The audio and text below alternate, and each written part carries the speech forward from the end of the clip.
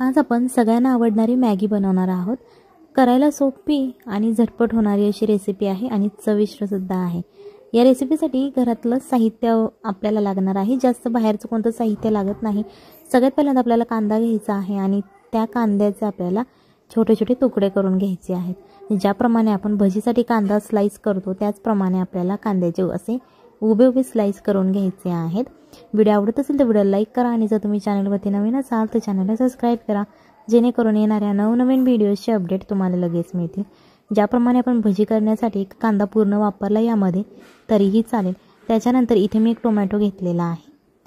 तुम्हाला एकदम पिकलेला टोमॅटो आवडत असेल तुम्ही तो वापरला तरीही चालेल, किंवा माझ्याप्रमाणे असा अर्धा कच्चा टोमॅटो घेतला तुम्ही तरीही चालेल। या टोमॅटोचे सुद्धा आपल्याला असे उभे स्लाइस करून घ्यायचे आहेत।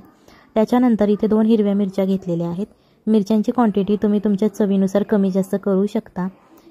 त्याच्यानंतर इथे एक पॅन घ्यायचा आहे, तुम्ही कढई सुद्धा घेऊ शकता किंवा पातेलं घेतलं तरीही चालेल। त्यामध्ये 2 चमचे आपल्याला तेल घालायचं आहे। तेल गरम झाल्यानंतर अर्धा चमचा मोहरी आणि अर्धा चमचा जिरे घालायचे आहेत।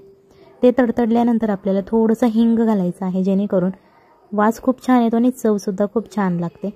त्याच्यानंतर आपण ज्या 2 हिरव्या मिरच्या कट करून घेतल्या होत्या मधून त्या आपल्याला घ्यायच्या आहेत आणि याच तेलामध्ये टाकून त्या थोड्याशा फ्राय करायच्या आहेत। मिरची फ्राय झाल्यानंतर आपण जो कांदा कट करून घेतला होता तो कांदा घ्यायचा आहे आणि तो सुद्धा या तेलामध्ये फ्राय करून घ्यायचा आहे।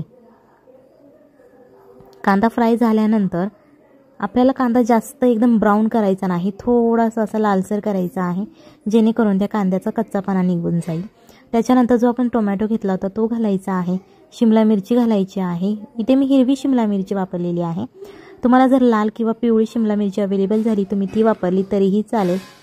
हे सगळ्या ज्या भाज्या आपण घातलेल्या आहेत ते छान अशा फ्राय करायच्या आहेत। याच्यानंतर याच्यावरती आपल्याला थोडंसं मीठ घालायचं आहे, कारण मीठ घातल्यानंतर भाज्यांना लगेच पाणी सुटलं जातं आणि छान अशा शिजल्या जातात।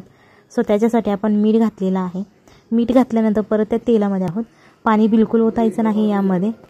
याच्यानंतर याच्यामध्ये तुम्हाला कोथिंबीर घालायची आहे, बारीक अशी चिरलेली। ती सुद्धा कोथिंबीर या भाज्यांबरोबर आपल्याला भाजून घ्यायची आहे, म्हणजेच फ्राय करायची आहे।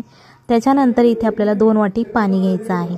जर तुम्ही मॅगीचं 1 पाकिट वापरत असाल तर त्याच्यासाठी तुम्हाला 2 वाटी पाणी घ्यावं लागेल, आणि जर तुम्ही मॅगीची 2 पाकिटं वापरत असाल तर त्याच्यासाठी तुम्हाला 2 वाट्या असं 4 वाटी तुम्हाला पाणी घ्यावं लागेल। इथे मी हे मॅगीचं पॅकेट घेतलेलं आहे 14 रुपयेवालं। तुमच्याकडे कोणत्याही ब्रँडचं मॅगीचं पॅकेट अवेलेबल असेल तुम्ही ते घेऊ शकता। इथे ब्रँडचं काहीच प्रमोशन वगैरे नाही। ही मॅगी माझ्याकडे अवेलेबल होती सो ही मी वापरली। तुमच्याकडे जी मॅगी सहज अवेलेबल होईल तुम्ही ती वापरू शकता। मॅगीबरोबर आपल्याला जो मसाला मिळतो तो सुद्धा आपल्याला यामध्ये घालायचा आहे आणि हे अशा प्रकारे उलटपलटी करून घ्यायचा आहे, जेणेकरून हा जो मसाला आहे तो या सगळ्या पाण्यामध्ये मिसळला जाईल आणि आपल्या मॅगीला लागला जाईल। मॅगी घालताना ती बिलकुल तोडायची नाही, अशा प्रकारे ते अख्खं जे मॅगीमध्ये असतं ते आपल्याला यामध्ये घालून घ्यायचं आहे। याच्यावरती तुम्ही झाकण ठेवून सुद्धा मॅगी शिजवू शकता जर तुमच्याकडे वेळ कमी असेल, किंवा अशा प्रकारे शिजवली उघडी तरीही चालेल। ही रेसिपी नक्की एकदा घरी ट्राय करा, आपल्या फॅमिलीला खाऊ घाला आणि मग मला कमेंटमध्ये सांगा कशी झाली होती।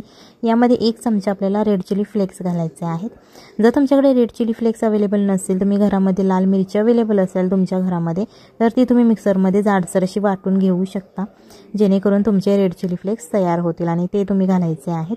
याच्यानंतर काजू घ्यायचे आहेत। इथे मी 3 ते 4 काजू घेतलेले आहेत। त्याच्या आपल्याला अशा प्रकारे उभ्या पाकळ्या करायच्या आहेत आणि त्यासुद्धा यामध्ये घालायच्या आहेत। ही रेसिपी तुम्ही नक्की घरी ट्राय करा। चला तर मग भेटूयात पुढच्या एका नवीन रेसिपी बरोबर। तोपर्यंत बाय बाय, टाटा।